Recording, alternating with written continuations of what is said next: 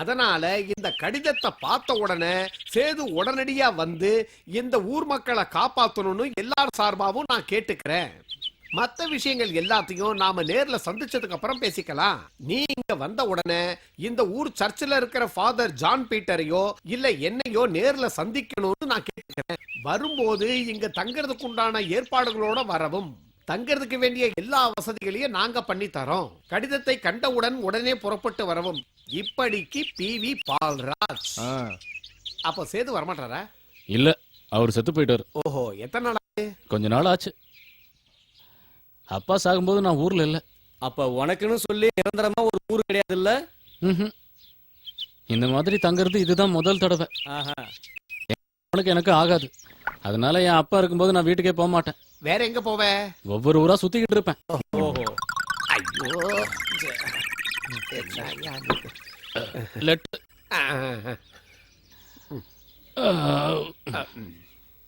எவ்வளவு ஆச்சு? 40-50 பைசா.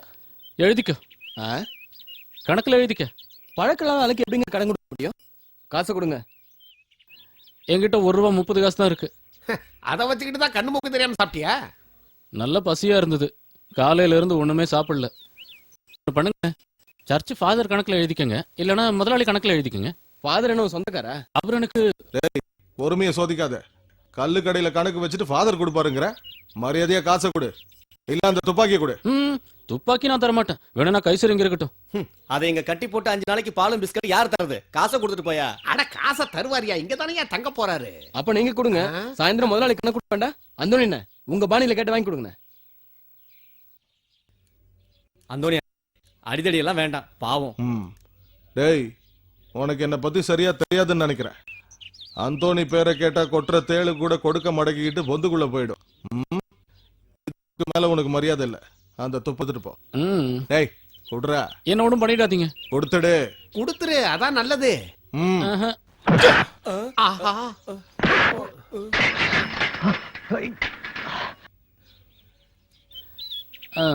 ஜகச்சால கில்லாடியா இருப்பான் போல இருக்கே.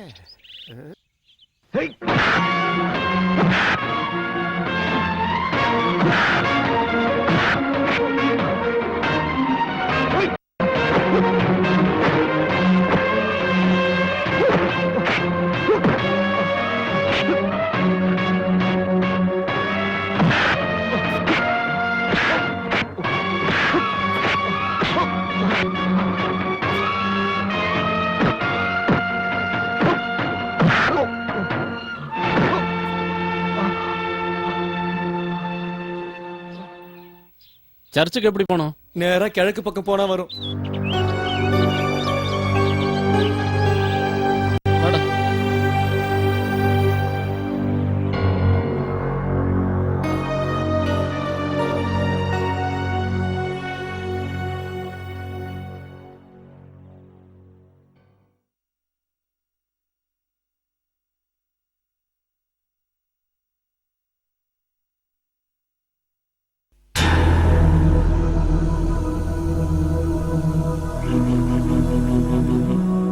அத வெளியே கூட்டிட்டு போ. கைசர், வெளியில போ.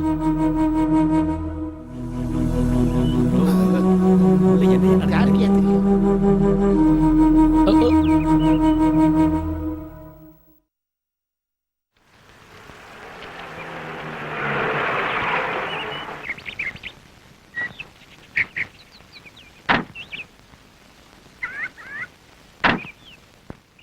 வந்துட்டாரா? வணக்கங்க. இந்த ஆளு வந்திருக்காரு. அப்பா செத்து போயிட்டாரு. அதனால லெட்டர் பார்த்தோன்னா நான் இங்க வந்துட்டேன். உன் பேர் என்ன? சிலுவை. ஆஹா, அப்ப நீ கிறிஸ்டியன் தான் இல்ல? ஆமா. கிறிஸ்டியனா இருந்துட்டு மூக்க முட்டை குடிச்சிட்டு நாயை துப்பாக்கியமா கர்த்தர் முன்னாடி வந்து நிக்கிற. ஐயோ, தெரியாம. வேலையை கொடுத்தா ஒழுங்கா செய்வானா? வேலை கொடுத்துதான் பாப்பமே. ஆமா, நம்ம வேலைக்கு ஒல வைக்காம இருந்தா சரி. நான் அவன்கிட்ட பேசி பாக்குறேன்.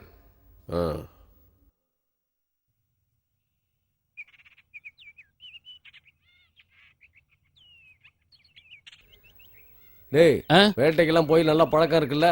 இருக்கு. சிறுத்தை சுட்டிருக்கியா? இல்ல. அப்புறம் எதுக்கு இங்க வந்த? கிடைச்சா சுடுவேன். பிடிச்சு முன்னாடி நிக்க வைக்கிட்ட.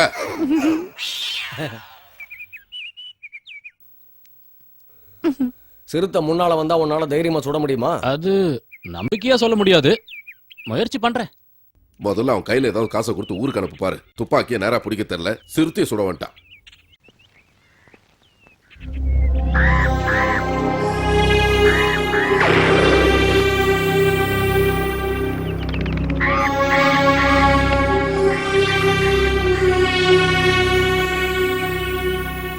இவனா குறிப்பாத்து சுட்டா?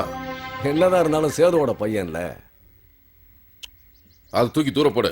வேண்டாம், காக்கா கறி தின்னா கண்ணுக்கு நல்லதான். வாடா.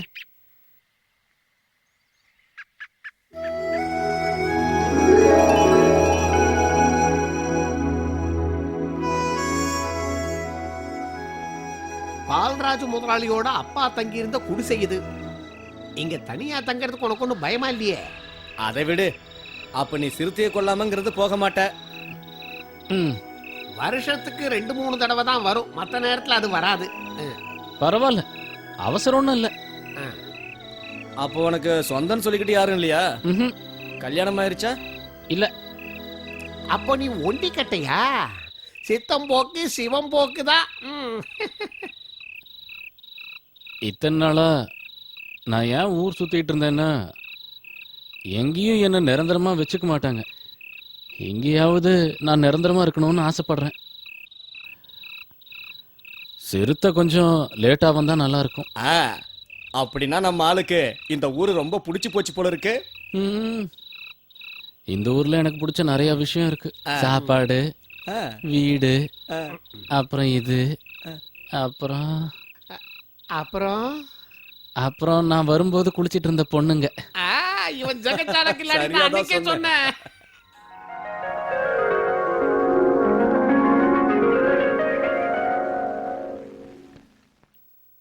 போதுமா?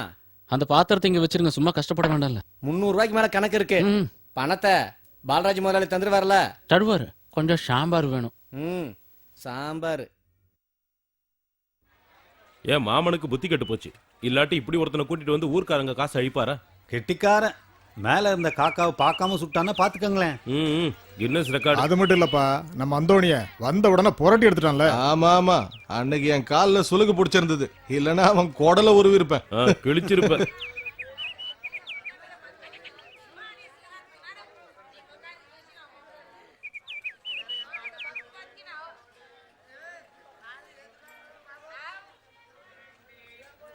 ஏய், இங்க வாடா.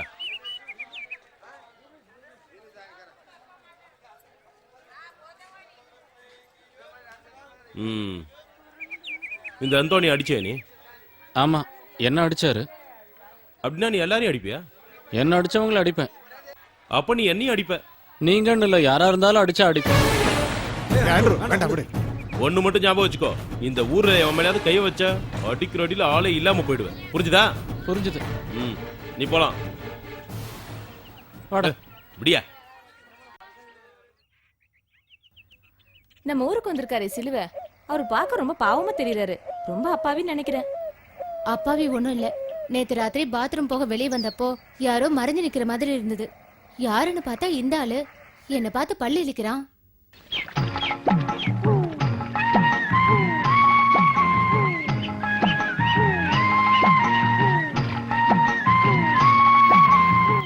ராஜிகா, நம்ம குளிக்கிறதை யாரும் அங்க இருந்து பாக்குறாங்க. எங்க?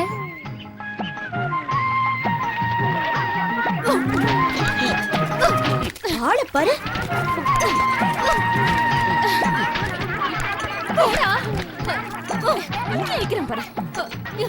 எதுக்கு இங்க மறைஞ்சு உட்காந்துருக்க? பொம்பளைங்க குளிக்கிறத பாக்குறதுக்கா?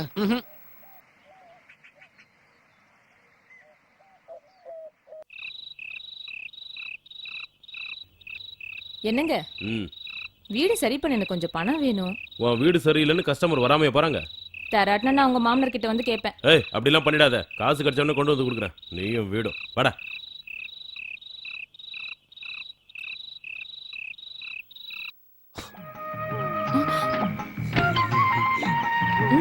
என்ன வேணும்?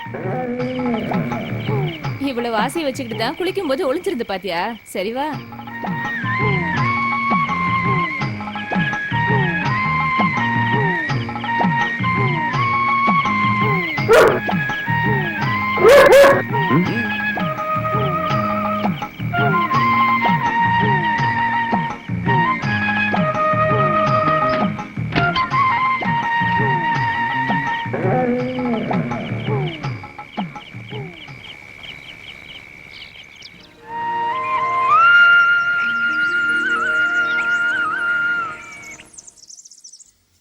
இனிமே கடன்லாம் கேட்காத. உயிரை பணையம் வச்சு செய்யற தொழில். போலீஸ் முடிச்சிட்டு போனா ஒரு பைய 10 பைசா செலவு பண்ண மாட்டான். அதனால இனிமே பணத்தை கொடுத்துட்டு சரக்கு வாங்கிட்டு போ. சரி. என்ன சரி? அடுத்த தடவை காசு இல்லாம வந்துடாத. அவ்வளவுதான் காட்ட முடியும். அதுக்கு மேல காட்ட முடியாது. மத்த கம்பெனிகள் காட்டலாம், ஆனா எங்க கம்பெனி காட்டாது.